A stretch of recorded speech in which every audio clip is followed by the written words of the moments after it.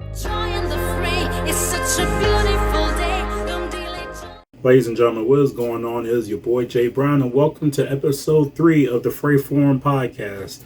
Yes, it's been a few weeks since the last time I talked to you guys, but like I said, Fray Forum podcast really just comes about when I want to say what's on my mind, when I want to talk about what's going on in wrestling, or my thoughts of what's going on in wrestling in particular. And before we get to the nitty gritty, I just want to make you guys aware, this has not been a good week for me personally. Not only was I hit very hard financially, I lost a very close family member recently. And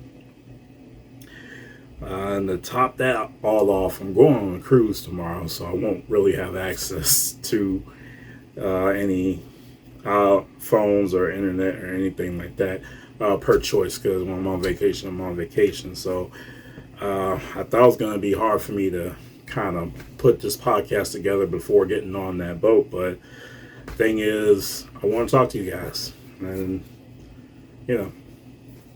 here I am talking to you guys. Whether you guys listen, don't listen, whether you tune to the channel, look at belt reviews, Fray 5 or whatever, I just want to talk to you guys, especially about things going on in wrestling. Now getting to the nitty gritty. First thing I want to talk about, Roman Reigns. Yes, we are talking about Roman Reigns, the undisputed WWE Universal Champion for 1,000 some odd days. A big accomplishment, but I want to discuss one of the nuances real quick. One in particular that I noticed at Night of Champions, because see, when we think about Roman Reigns, when we think about when Roman Reigns first came into the main event scene after, the Shield dissolved, and you thought, man, this guy can move in the ring, but his promo skills and mic skills were just terrible. They were embarrassing, the whole suffer and succotash thing and whatnot. And him just, I don't know, he just didn't have that. Or he had it, he just wasn't groomed enough to do it very well. But what I saw at this pay-per-view, I know a lot of people were enamored, especially by Sami Zayn speaking Arabic, which was a great feel-good moment. I enjoyed it myself, but I was also paying attention to Roman. The way he was just aloof, the way he antagonized the crowd, and how when Sami was speaking the other language, or he was just like, what is he saying? See, a lot of people don't pay attention to these small details, but things like this is one of the things that makes the evolution of Roman Reigns apparent. It's one of the things that is making him come up to look, the title reigns is one thing.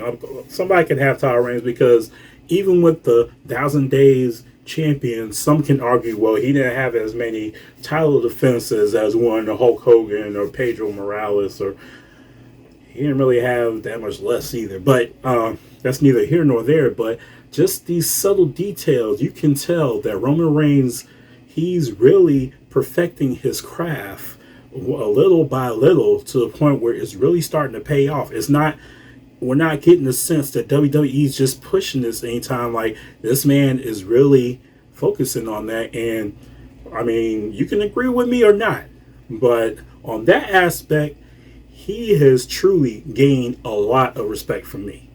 As a lifelong wrestling fan, I look at things like that. And it's not just that. Throughout the entire match, and even with the whole thing between him and Jimmy, which is the next thing I want to talk about, the future of the Bloodline. Of course, everything imploded at Night of Champions. And last night, because it's June 3rd as I'm recording this. Wow. Off the record, I graduated high school 21 years ago today. Anyway, so I wondered, after Jimmy kicked Roman in the face and all that stuff, I wondered how the storyline was going to move going forward. I had no idea where they were going to go with this. But regardless of where they went with this, there's no arguing that the Bloodline storyline is one of the most compelling we've seen in years. Some storylines that I give credence to that a lot of people don't. One in particular is the Aces and Eights storyline. Now, I know after Bubba Ray was revealed as a leader, it kind of went to crap after that. But before that, the way that storyline built up, all the nuances and all the planning and all that stuff, something that took time to do the full structure, to me, that makes a great storyline. And to me, that's what I'm seeing with the Bloodline. But with the Bloodline, you're seeing it in real time. I'm not sure if WWE even knows where this is going, but they could fool me, because it's like everything they're doing is really meshing. Like, you think you'll get bored of them doing the same thing here and here, but no, it's like it's always something different. Okay, it's he turns Jay in the main event, Jay Uso. I apologize for that. He turns Jay in the main event, Jay Uso. Then Jay's at odds with him. Then Jay becomes right hand man. Jimmy heals. Jimmy comes in. Jimmy trying to convince Jay, no, Roman's doing this or whatever. Then Roman brings Jimmy and Jay together. And what happens after that? Of course, the Bloodline is strong. Then Sammy comes in. He's at odds with Jay, but really gets along with Jimmy, trying to appease the tribal chief, so to speak. Also, adding Solo into the mix. That's another wrinkle there. And not just adding Solo into the mix. Roman Reigns, the tribal chief, is welcoming Sammy into the Bloodline with that same tension between Sammy and Jay. Sammy turns on his best friend, and Jay finally gets along with him. Now, Roman is being very impatient with Sammy over the KO thing. Then KO and Sammy get back together after he turned. What point I'm trying to make is that they are doing so much stuff with this, and it's not recycling stuff. It's kind of okay, you could say refurbished, but it works. This is a storytelling that the WWE has not had in years. How many years? I don't know. It's been a very long time. Because normally it's one storyline here, boom, move to the next one. But it just keeps going, and I'm fully invested into this. But that's on the Bloodline. We're gonna get more to something else I know y'all want to talk about a little later. But first, we're gonna discuss Bianca Belair and Jade Cargill. These are two athletic, larger-than-life black female champions that both lost their championships, their record-setting reigns last weekend. Now, me, as a proud black man, you would probably expect me to be upset at that result, but honestly, far from it. And now let's talk about Jade for a second. Am I mad that Jade lost the TBS championship? No, I'm not mad at that. I wish there was a better way to end that undefeated streak, because I felt that the way that ended, it was kind of cheap. That's just the way I felt, but I can understand how they would do that. But the reason why I'm saying it felt cheap to me is because I didn't see any result from it Wednesday. But Jade could come out and say, "Oh, I already wrestled a match. I was tired. I'm still that bitch." I'm just saying it I'm trying not to cuss during the podcast, but so that's how I felt about it. Now, as far as her losing the championship, yes, that is a very long reign, but we have to take into account she was, up until then, she was the only TBS champion. And I think it was time to drop it. Personally, I think it should have been Natalya. And I'm not saying that whole situation made Taya look weak, because it didn't. But, I'm not mad at Statlander getting it, but I just wish it was a straight up match. But no, I'm not upset about her losing the title at all because yeah, we just got done discussing how things seem to be constantly refreshing with the Bloodline storyline, but with Jade Cargill, you're not getting that. Her holding the title for 500 plus days was kind of like, okay, she has a title. Nobody's been able to beat her. She's undefeated. A lot of it is through underhanded tactics. Not all of it, but some is. But you know, it doesn't give that same refreshing feeling. And then you can argue that, well, this isn't the top women's title. This is the secondary women's title. Like, no, that doesn't matter. A champion is a champion. In my eyes, a champion is a champion. And I take championships very seriously. You can see those who are looking at this video. You can see my background. I take championships very serious. And so now, when you look at Bianca, same case with this. I'm not upset Bianca lost the WWE Championship to Asuka. If it was somebody else, maybe. But here's the thing.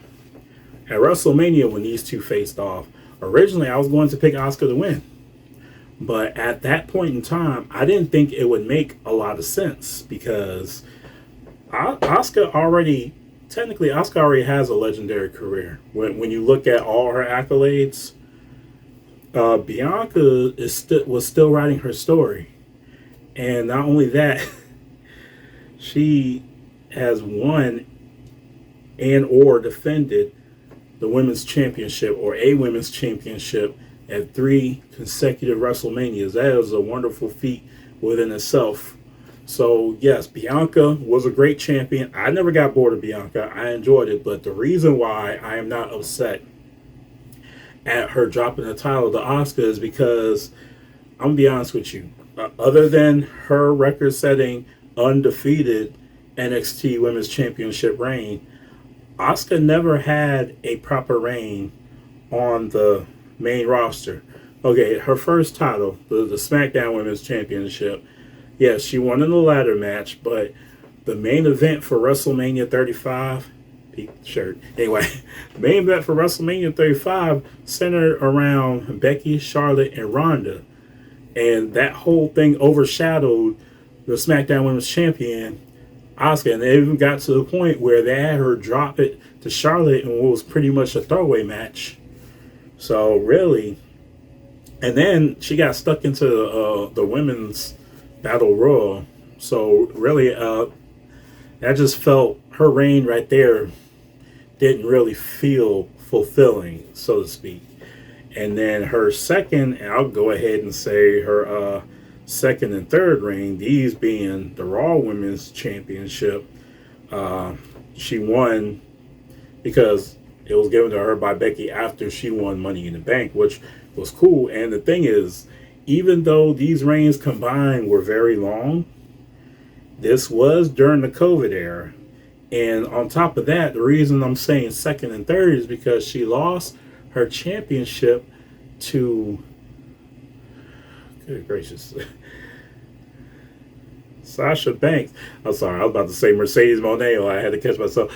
To Sasha Banks by disqualification. Some entire situation that made absolutely no sense to me. And yes, she won it back, but even when she won it back, like I said, it was during COVID. There was a bunch of crazy stuff going on. So she was like easily just being dispatched by the likes of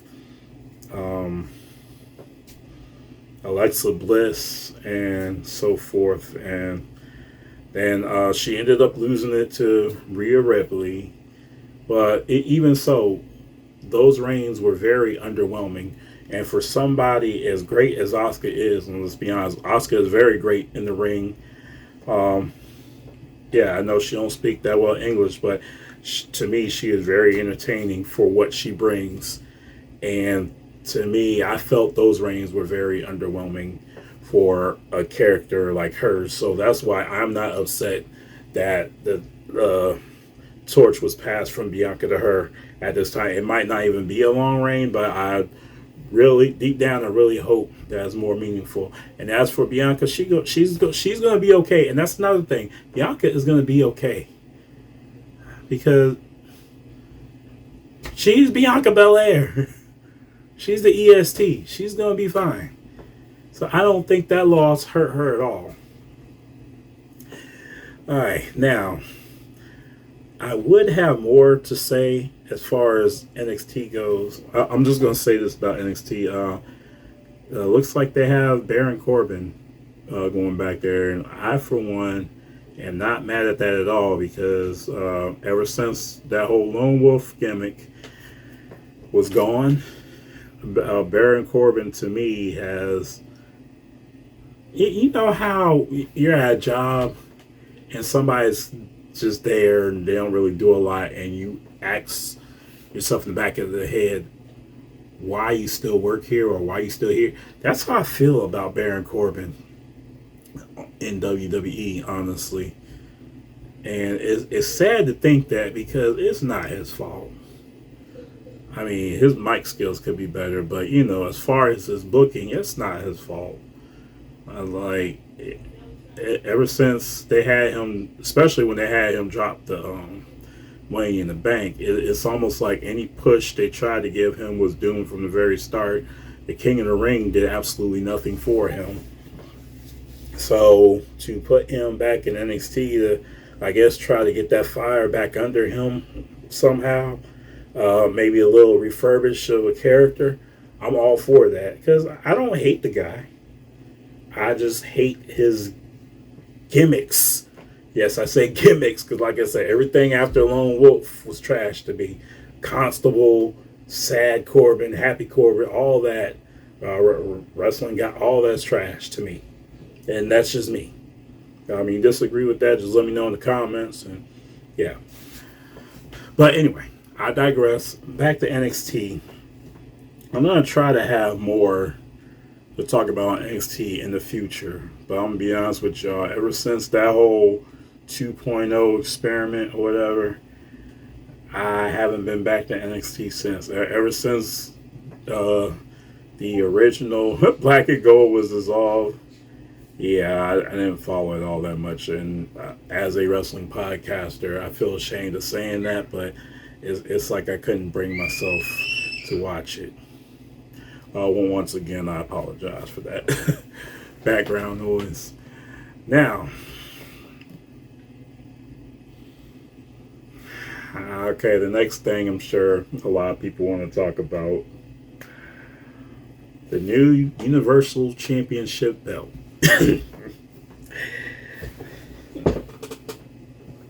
My thoughts on this. Believe it or not, my thoughts on this isn't as bad as everybody else's. I don't think it's bad. But I agree with a lot of folks in saying that all they did was rehash the design.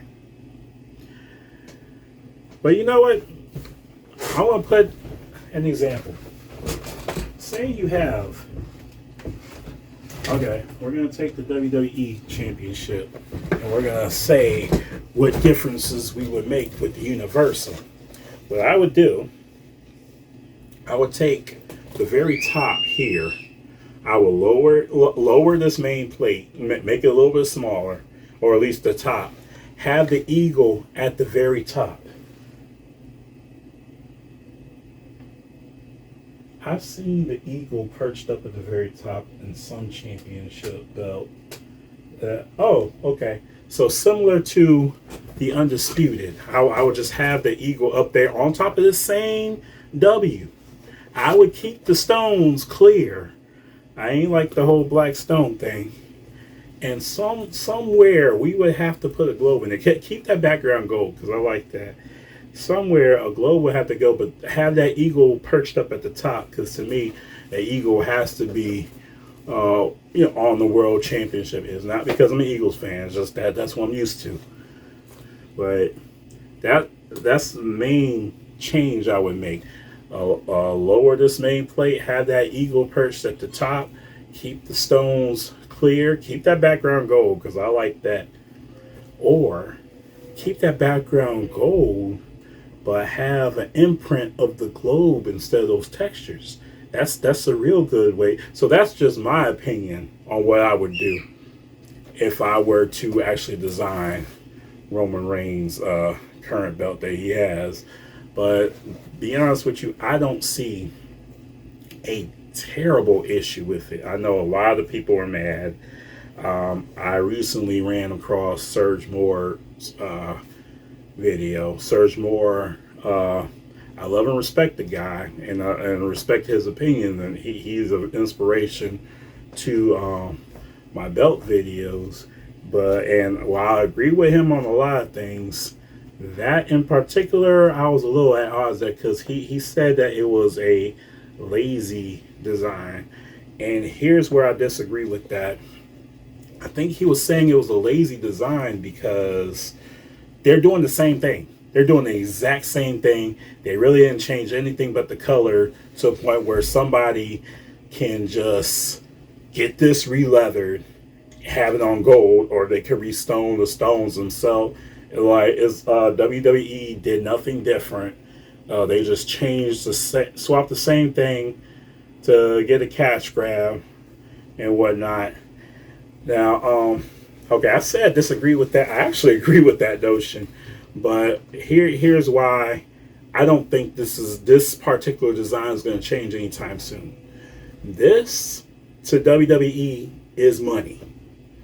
This logo, especially with this logo being this big, is money. When you see sports teams carry this and it has this logo here, this is like the WWE's crest. Meaning, when they see this, they know that they are dominating the world of sports entertainment / wrestling, so to speak, because companies are going to see this and they're going to know that is WWE. So that's the part I disagree with. I don't think they're being lazy. I think they just don't want to get away from the crest that they have developed. So like I said, I respect the opinions of him because he's a great guy, but that aspect, I thought it was a little harsh to say that they're being lazy by keeping this W there, but I understand why they're doing it. Now, honestly, I would say they are being lazy because you see, okay, this was re-leathered, so the stock strap don't come like this, but you see all the texture on this belt. It didn't look like any of that was on that new belt. It looked like there was no